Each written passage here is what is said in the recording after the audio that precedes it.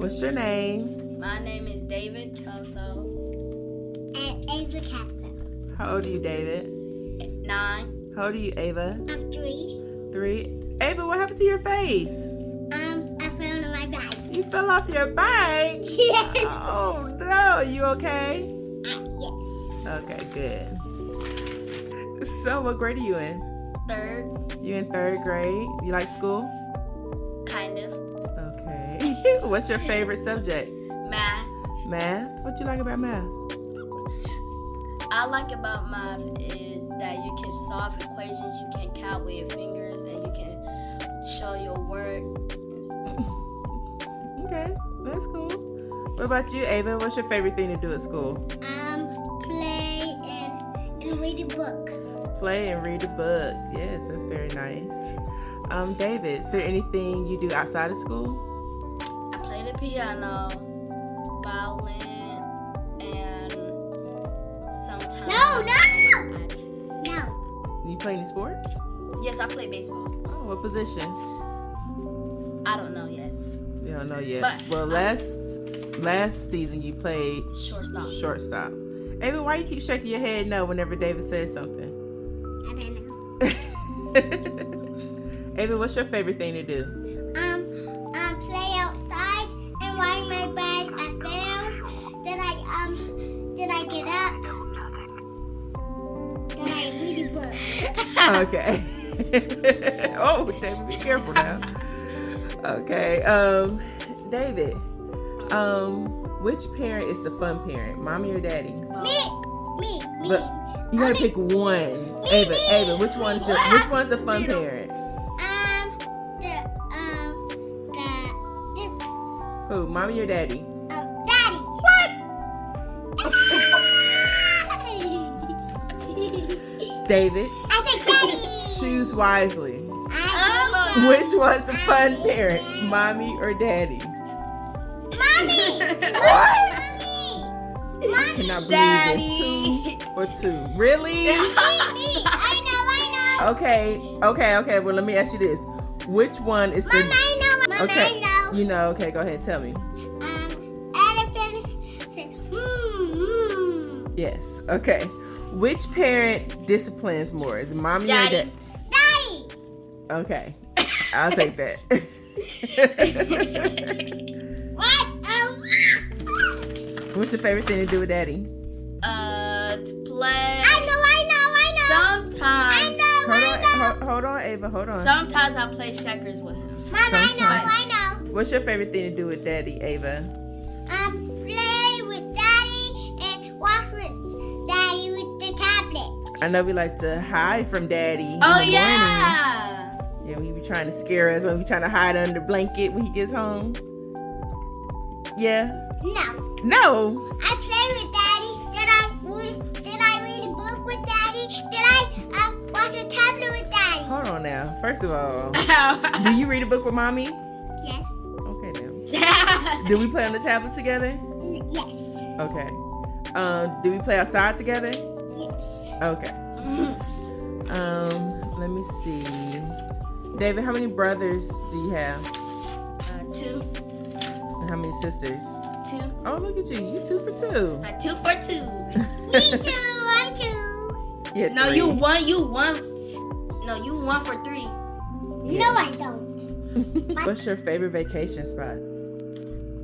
I know. Hold on. Let's let Ava answer first this time. Okay, Ava, what's your favorite vacation spot? Lizard. Okay. Okay. David, what's your favorite vacation spot? Where do we go every year for spring break? I know, but where are we going now? This is a different vacation spot, so you can't say this is your favorite one. No. You haven't done it. We're going Okay. I like Destin, Florida. that's in Florida. Yeah, me too. Ava. Okay. I like bumblebees. You like bumblebees? No. Okay. Well, sit down and show the picture. Turn the book around. Let's see the bumblebee. And those are like butterflies. Those are moths. Oh, moths. Oh. Okay. I like moths.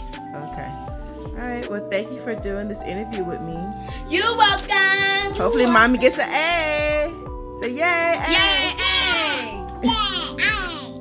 Hi, my name is Ayana Kelso, and this is my husband, Quentin Kelso. Hola, ¿cómo está? We are the proud parents of 5 beautiful kids, ages from 3 to, how old is Leah? 23. Yeah, so my topic today is about gender roles and parenting. You could say that we kind of don't have like a traditional parenting style where like the dad goes to work, the mom stays home, take care of the house and the kids. In our marriage, we both work. We both put in our work for the kids. I do kind of feel like my husband puts in a little bit more than me because he picks the kids up from school and be home with them like while I'm still at work and stuff like that. So yeah, so I wanted to start off with our backgrounds of parenting style and how we were raised, I guess. So we were both raised by single parents, single mothers. I've had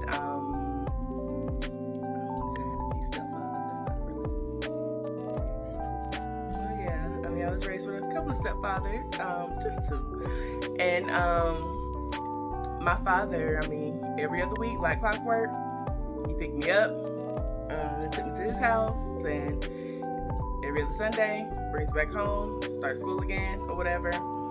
And Quentin's situation was a little different. Yeah, I was raised by a single mother.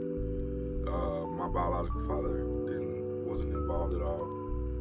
My mother did get married when I was about 16 years old to my stepfather, and that was a really hard transition. You can imagine growing up with just you and mom, until a teenager, pretty much a young man. So at that age, you feel like you know everything, and hormones going crazy. So another guy coming in trying to take a leadership role, that was quite a hard transition. But it turned out working out for the best. We're like best friends. We're really good. He's a good guy. Taught me a lot about family and repaired a lot of the family issues that we had because growing up with a single mother and not really having a lot of family around. So yeah, it definitely was a big dynamic. But that also kind of shaped how I wanted to be a family man and father. I wanted to make sure that I was there for all of my children. I didn't want to be married. I wanted that life. I wanted to have the stability and all that. So that was important to me. So yeah. So I have birthed 2 little ones, and he came with 3 bonus kids that I love so much. But anywho, with us both being raised in single parent households, like we definitely wanted to make sure that our kids are not raised like that. We are happily married, and I'm planning on staying that way. You plan on staying that way too, you better. Till death do us part over here. But yeah, like we don't want to raise our kids. We came out all right. I feel like we probably could have been better if we were raised in a 2-parent household.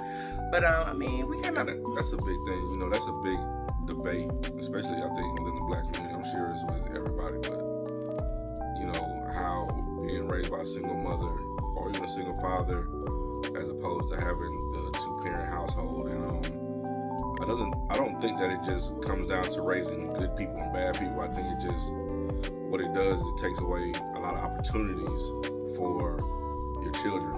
If you got 2 grown people that love you, pulling for you, want to make your life better, it just presents more opportunities in your life for you to be more successful. Single mother, I was raised by a single mother, so I know her working, not getting home till 6, 7 o'clock in the evening sometimes. Then when she decided to go back to school to try and better herself, when she went to college, she had to go to night school, so she would be gone until 10 o'clock at night sometimes, and that was really hard. My grades started going down. Like, that was really hard on me, being an only child, being at home by myself at a pretty young age, younger than I should be by myself. And so there's flip sides to it, but I just feel like a 2-parent household is a better balance for the kids. It shows how to be in a relationship, a successful relationship. Shows how to give love, shows how to be a family unit and kind of depend on your tribe and not just you and your one parent against the world.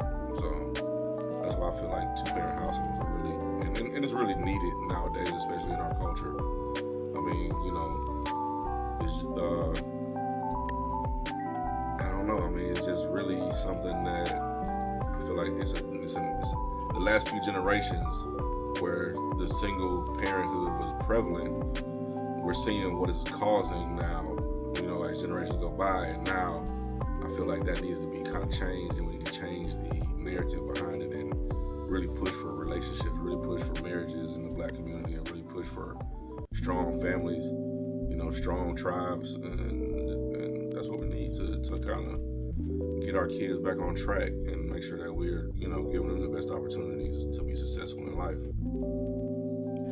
Parental involvement in their adolescent plays an important role in promoting their children's academic outcomes. Yet, more research is needed to examine the relationship between parenting practices and parental warmth, as well as to consider the potential joint contribution of warmth from both fathers and mothers. So I think another thing that I know when I was younger, my favorite show was The Cosby Show, Fresh Prince of Bel-Air, trying to think of, I guess it was like the main, Family Matters, and one thing that those shows had in common were two-parent households, whether it was Uncle Phil and Aunt Viv, or Harriet and Carl Winslow, or Heathcliff and Claire Huxtable. And I know as a kid, like watching that show, even as a teenager, like watching the reruns, I was like, I want that marriage. I want that kind of house. Like I want to have my husband and my kids, and I want to raise them and with my husband stuff. And I mean, that was kind of like in my eyes, I guess, a glamorous lifestyle, because I didn't have that. So that's what I wanted for me and my family. And we have that. I mean, I'm not a lawyer and he's not a doctor, but We're good. The media has generally depicted Black men negatively in television and film. The Cosby Show countered the negative narrative and stereotype of a Black man historically presented in American media. The Cosby Show made it possible for other Black shows to explore matters such as race and social injustice. You know, a lot of cultures in the world, their daughters kind of stay with the parents until they get married. I mean, that takes the financial burden off of them. Yeah, because sometimes they, you know, the kids just want to have their own experience, what it is to have their own. But I feel like that's a much better thing for the girl to stay with their parents until they get married, if marriage is what they want. But we're raising our daughter to be a wife, a good mother, a good wife, a good person, you know. So with that being said, I would want my daughter to stay here until she gets married and finds a guy that can, you know, that they can build together with. Now, in the meantime, she's saving whatever money. She can work, she goes to school, whatever she wants to do. She can take vacations, you know, to have alone time. But she's saving her money, whatever money she's getting. She's not having to spend a bunch of money on maintenance, on rent, on anything like that. So I feel like it'll work out better. So when she does find a husband, she comes with some assets in the bank or whatever she's built, and he comes with what he's built, and they can go buy a house when they get married. They can get set up to have a successful family and to keep moving up and not struggle, you know, or anything like that. So despite the societal challenges of harmful stereotyping, employment, discrimination, and oppressive social welfare policies, Black men have historically embraced the role of fathering, despite being characterized as absent when compared to the traditional Western model of the nuclear family structure of fathers, mothers, and children in one household. Several scholars indicated that Black fathers' involvement includes hands-on caregiving, oral teaching, high levels of communication, and monitoring. Until he gets married. So I'm not a proponent of kicking your kids out at 18. I kind of hate that. That whole, you know, I kind of hate that whole idea, because I feel like at 18, our kids are really just finding themselves. Yeah, the government says they're 18, they're grown up, according to paper. But I can remember at 18, I didn't know what I wanted to do. I didn't know. I was still kind of wild. That was the worst time to be kicked out into the world with nothing. Because unfortunately, like I said, I came from a single mother, so I didn't have a trust fund. I didn't have a college fund. I didn't have money, and to be perfectly honest, when I graduated high school, I got an IOU paper that said we'll give you $1,000 when we get it, pretty much. I never got it. I'm gonna find that paper and I'm gonna hold them liable. I'm like, look, y'all owe me. Years that have given you money. Oh yeah, of course. I'm just playing, but yeah, they've done more than enough. Yeah, but with that being said, so 18, I'm not a proponent of kicking our sons out. I don't feel like that's what needs to be done. But on the other end, I feel like because the way the culture is now, boys are too dependent and girls are too independent. So I want to kind of flip that narrative in my family. I want my sons to be independent, where they can go get what they want. They know how to make things happen. They don't have to ask for help. They can just they know what they need to do. Don't get me wrong, I want my girls to be somewhat independent, but I also want them to be able to be feminine and take help and not be so independent where they say, oh no, I don't want that. I don't want help. I'm a dependent. You want to be somewhat independent and somewhat submissive? I guess, yeah, in a way. That's a good way to put it. And I just want them to be able to, even better, I want them to be able to let their man lead, because I feel like that's a big thing too. So. In 2011, approximately 25% of children were being raised in homes headed primarily by mothers or grandmothers. In 1970, there were approximately 3 million single mothers households. By 2000, that number has risen to approximately 10 million, or more than 3 times as many when compared with 4 decades ago. So now let's jump to the roles of a father when it comes to parenting. I guess traditional roles. I guess you could say traditional roles like back in the day where they had like just a dad come home, school to. I don't feel like that's ever been a tradition for black people.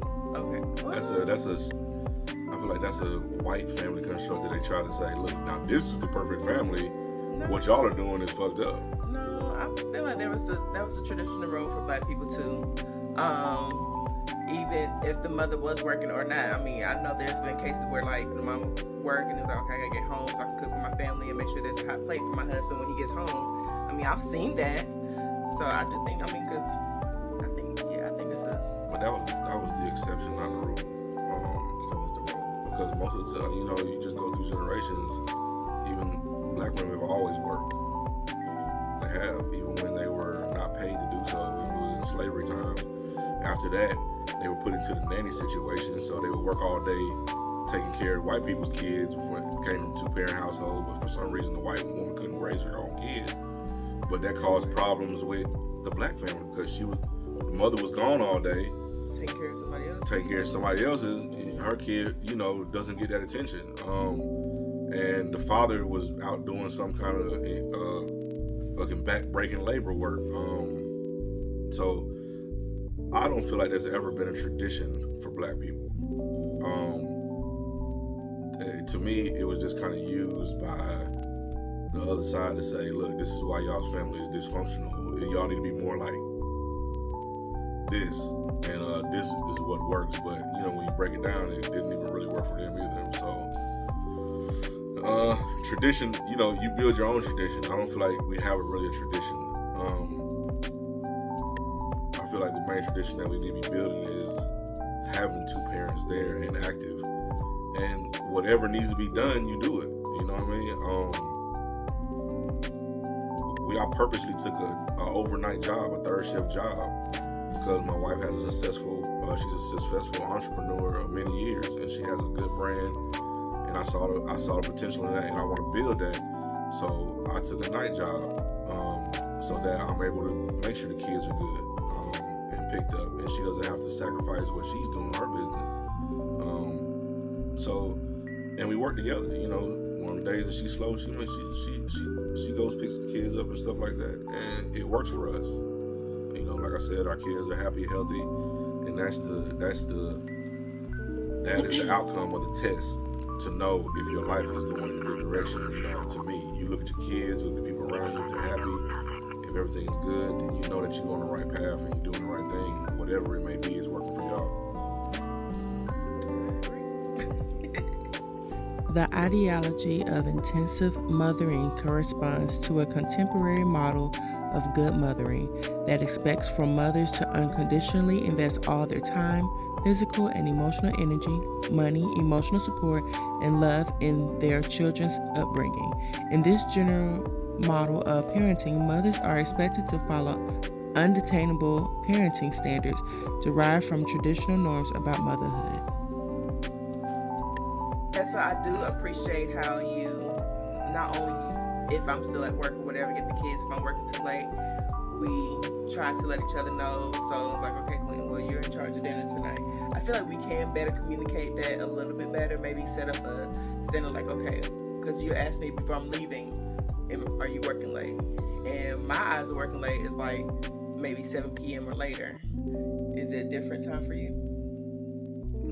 So I can put it around that. That's about the time. So I feel like if I say yes, then okay, then you're in charge of dinner. If I say no, I'll be home. If I'm home by 6, yeah. But I'll say like if not, because I don't want the kids to be up too late eating dinner and stuff like that or whatever, waiting for me to cook. And plus, I don't know about you, but when I'm home with them, let them eat past 5. They're gonna get on my nerves. I'm hungry. Do they do that to you? Or they just let you chill? I mean, nah, but I kind of let them snack too, so I let them snack too. The hunger don't really hit them like that. David I think he'd be extra hard on me when him and Ava, but especially our son. If I'm home, you need to have a hot cooked meal. And I'm good about, as soon as he says I'm hungry, I said, man, you don't know what hunger is, boy. I said, there's kids out there that haven't ate all day or ate one time. I said, you don't know what hunger is. You just want to eat something. You just want to chew and swallow some food, and that's it. You want to be full all the time. I said, that ain't how we live, you know, so I always have a comeback like that. Yeah, he's dying of starvation when I'm home. So, and I try to get him stuff where he can, like, Dave, you can warm up this or you can warm up that. No, I want a home cooked meal. That's his favorite line on me. And even with our daughter, cereal, yeah, right. She wants some grits, and she made sure she said, I want grits and sausage or bacon. Yeah, no. She do that to you? Yeah. She let you make grits? I didn't think so. I deflected some cereal. I always get back there some cereal or a granola bar or something. She come with you for the snacks or whatever, but me, no, she wants some real food. So I guess, I mean, at the end of the day, our kids, it's very important that we show our kids love. I mean, unfortunately, I didn't really see that much growing up. Neither one of us came from like affectionate households. Yeah. Where we heard "I love you" all the time. But I feel like that kind of goes back to our grandparents.